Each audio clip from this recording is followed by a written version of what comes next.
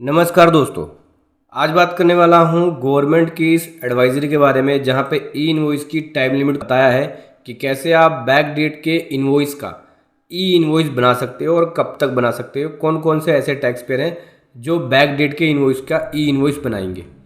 बहुत कुछ सीखने को आपको मिलेगा इस वीडियो के अंदर। चलिए समझेंगे डिटेल में स्टेप बाय स्टेप। उससे पहले बताना चाहूँगा, जो भी भाई बंधु मेरे चैनल पर पहली बार है, इस वीडियो को पहली बार देख रहे हैं, जिन्होंने अभी तक सब्सक्राइब नहीं किया सब्सक्राइब कर लीजिए, साथ ही साथ बेल आइकन पे भी क्लिक कर लीजिए ताकि इस तरह का कंटेंट आपको मिलता रहे। सो दोस्तों, यहाँ पे गवर्नमेंट जो है जीएसटीएन ने एडवाइजरी दी है जो कि 13 सितंबर 2023 को एडवाइजरी है। यहाँ पे पहले पैरे में बोलते हैं कि गवर्नमेंट ने डिसाइड किया है कि ओल्ड जो पुराने इनवॉइस होते हैं उसके इनवॉइस को जनरेट करने पे रिस्ट्रिक्शन लगा रही है। पुराने बिल कब तक आप बना सकते हैं उसके ऊपर। ये किसके लिए? ऐसे टैक्स पेयर जिसकी टर्नओवर 100 करोड़ से ऊपर होगी, उसके ऊपर ये रिस्ट्रिक्शन लगाई जा रही है।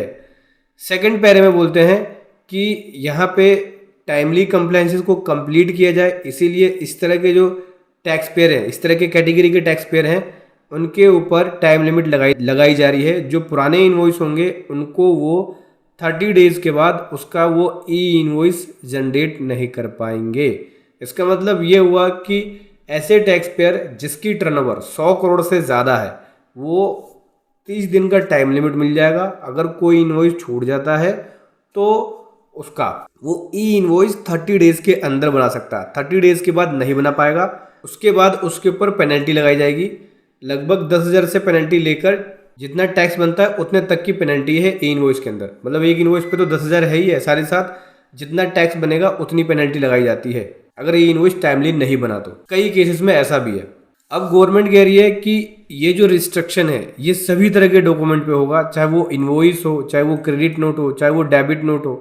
ठीक है, इन सभी को रिस्ट्रिक्ट कर दिया जाएगा 30 डेज के बाद। ऐसे टैक्स पेयर जिसकी टर्नओवर 100 करोड़ से ज़्यादा है उसका वो ई इनवॉइस नहीं बना पाएंगे। इसका मतलब क्या हुआ कि अगर ऐसे टैक्स पेयर जिसकी टर्नओवर 100 करोड़ से ज़्यादा है टाइमली ई इनवॉइस नहीं बना तो उनके ऊपर पेनल्टी लग जाएगी। सिंपल सी बात है।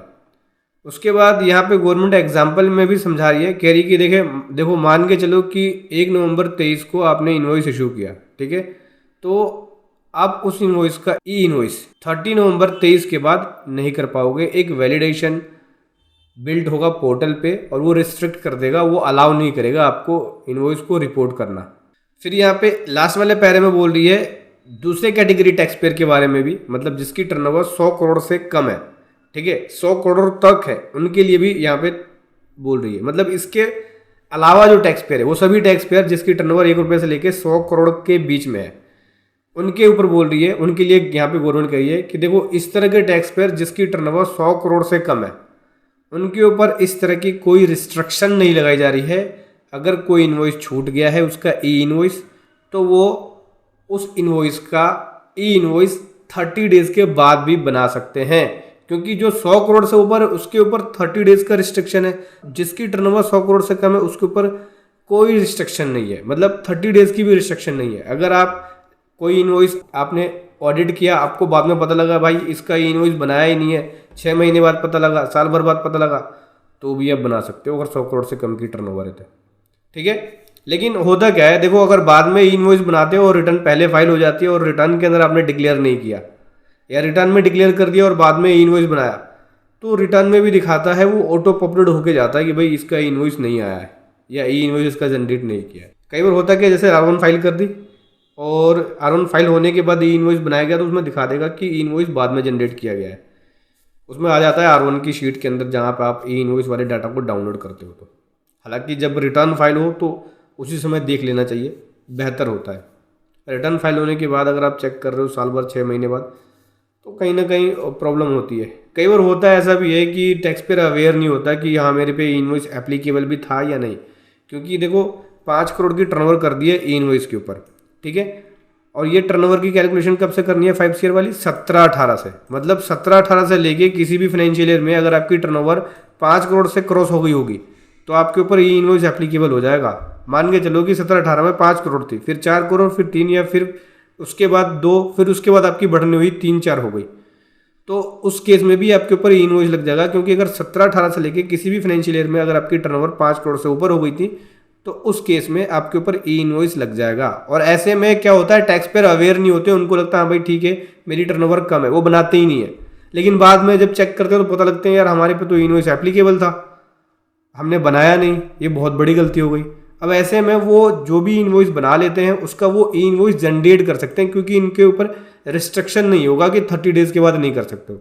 6 महीने बाद भी आपको पता लग गया तो 6 महीने बाद भी आप इनवॉइस का जो पुराने इनवॉइस है उसका ई इनवॉइस बना सकते हो, कोई भी टाइम की रिस्ट्रिक्शन नहीं होगी। मेरा विश्वास करो, एक क्लाइंट है ऐसा ही मेरे पास आया था और मैंने जब उसकी स्क्रूटनी करी मुझे पता लगा कि भाई इसने तो ई इनवॉइस बनाया ही नहीं है, और लगभग उसका 1 साल हो गया था, 1 साल यानी 12 मंथ का टाइम क्रॉस हो गया था। तो मैंने बोला भाई इसका ई इनवॉइस बना लो क्योंकि इसमें रिस्ट्रिक्शन है नहीं अभी।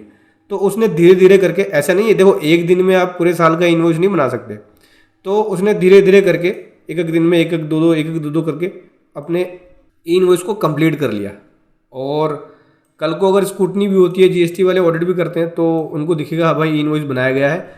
और ये जो टाइम की रिस्ट्रिक्शन है वो 100 करोड़ से ऊपर की टर्नओवर वालों के लिए है। तो ठीक है, बाकी स्कूटनी के बाद पता चलेगा, ये तो मिस्टेक्स होती है, कई बार हमें पता भी नहीं होता, जानबूझ के तो इंटेंशन होती नहीं हमारी कि भाई हमने किया है। हाँ, लेकिन ई इनवॉइस बनाया, लेकिन लेट बनाया, क्योंकि अगर आपने बनाया नहीं तो पक्की बात है पेनल्टी वगैरह लगेगी ही लगेगी। लेकिन अगर आपने बना लिया, लेट भी बनाया, तो हो सकता है पेनल्टी आपकी रिड्यूस हो जाए। बाकी ये ऑफिसर के ऊपर डिपेंड करेगा।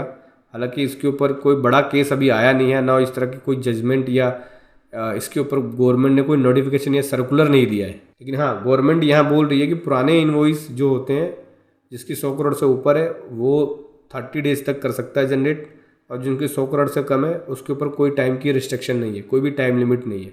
तो पुराने इनवॉइस का वो ई इनवॉइस बना सकते हैं। ठीक है, और ये जो चेंजेस है वो 1 अक्टूबर 2023 ऑनवर्ड आपको देखने को मिलेगा, सिस्टम में ये इम्प्लीमेंट हो जाएगा। यानी 1 नवंबर 2023 से ये टाइम लिमिट 100 करोड़ से ऊपर वाले टर्नओवर की एप्लीकेबल हो जाएगी।